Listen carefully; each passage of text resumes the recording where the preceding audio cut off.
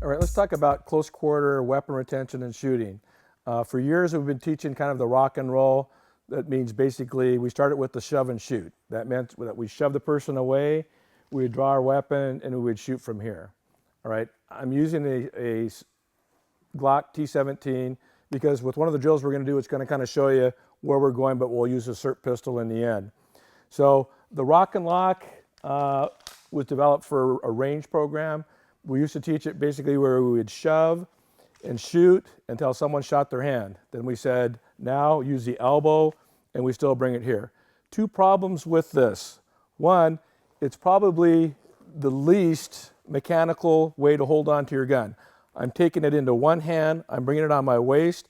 On the range it works fine because there's no one grabbing for my gun.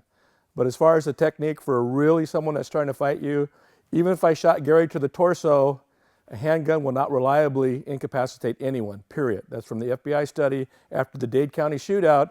First round the person took was lethal, and yet he still killed a couple FBI agents. So just holding the gun here and shooting may not be reliable. The Lakewood shooting, he took one round to the torso. We don't know how he delivered that round, but he was still able to kill the last two officers after probably receiving that round. So with the shove and shoot, I want you to see that if I'm trying to keep Gary even here or here, there's nothing keeping him from grabbing the gun right here. In fact, from the FBI study, this is where we're losing our gun most of the time. Not from the holster and not from here, but during the draw. Why? Because I've now released everything, the gun's here, it's not that hard to disarm the person. Even if I get one round off, right, it's probably not going to incapacitate him. So the technique that we teach is basically what we call the GWRAPS, right? The Gulla's weapon retention and positional shooting. And I want you to think about if I was going to lock you in a room 6 by 6 and you're going to have to fight over your gun for 1 minute. That's all I'm asking. If you can't hold on to the gun, you need to check your technique. So in this case, all I'm going to do is I'm going to gain control of the muzzle, right? This is where the brace contact comes from. It was developed as a SWAT technique for a contact shot. It doesn't allow it to go out of battery. It allows me to push the gun against someone to take that shot, which we also use for two officers in a confined space and they need to take a shot. So by doing this, I know it's going to lock the slide in place, but it also gives me a very, very sturdy hand position to strike with elbows and to chop with it, but also very difficult to take it out of my hands. So with this particular sim gun, we have some secure blanks that we've actually already fired. We tap them back down, we color them, and those are our dummy rounds. Because in the actual GWRAPS technique, we're going to demo it here, that once Gary's coming in, that I'll try to get into the position here. So right here is where I would take my first round if needed, right? I'm not going to say it's going to work, but now I'm throwing elbows, chop to the throat, cycle the weapon, and I'm ready to go again. So it's not an end right now in most cases, but it keeps the gun in my hand. So a lot of people get concerned because they think by one, having your hand around here, it's going to rip your hand off. So I'm going to put a secure blank in here, and I want you to see exactly how much it actually does. All right, so we're going to put secure blank in. Okay, eye protection all the way around. So these will actually cycle harder than a 9mm or 40, right? But I want you to see how much that when I actually fire it. All right, so I'm going to let you come up and take a look. That's as far as it goes out of battery, right? With my agency, when we taught GWRAPS, every officer was responsible for going live fire on the range. They had to fire after we did the hands-on training, right? After I fired that, we would strike, get the person away, change the other, then I'm ready to go. All right, so the rounds that we've used, we tap them down. We can use those for dummy rounds. The benefit of that is that you have to practice chambering another round. All right, so we're going to go through kind of the entire sequence so you can see it. That one of the key elements is that I'm drawing from the holster directly to my hand and not pulling it back to my hand. Because in most cases, I may be struggling with Gary here, and when I draw, I really have to bring it to my hands and see where my elbow's going up towards his head, but the gun is still pointed right at the upper chest.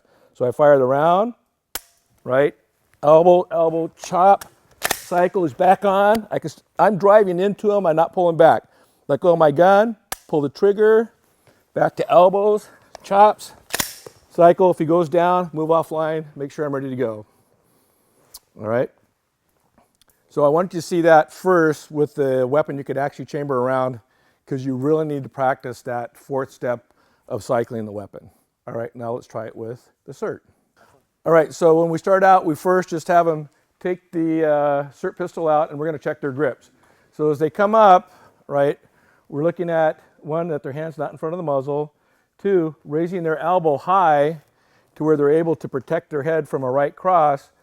And the key to this is that once the person starts trying to take the weapon, they're advancing on them. They're not trying to pull away. That's weapon, right, retention, where I'm just trying to keep it away. You're driving into them at that point.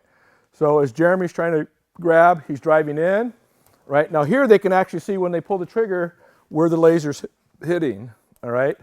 Right, they're going to throw an elbow, right elbow, left elbow, throat chop, right? Come back. They're going to have to fake the cycle, right, and then come back. All right, so that's pretty easy. Another thing you can do that kind of shows this is just, for the officers that don't understand this, he's going to hold on to it, and Jeremy's just going to come up and just try to pull the weapon out of his hand. So all he's doing is they're kind of just playing, but keep your arm up, right, to where he's actually going, right? So he's trying to get the gun, he's moving around. So he's seeing that, how well he can hold on to the gun, but it's still pointed at him. So that gives a person a chance to see that they can hold on to the weapon. Remember, it's only going to fire one time. You do have to cycle it again. Now, one thing after the Lakewood incident, I've kind of thought about this for a while, that if they did attempt a shot, it wasn't a chest shot, but it kind of ringed around Clemens' torso. I'm saying that if it doesn't work the first time, right, doing a torso shot, the second shot should be straight up underneath the neck, up into the head.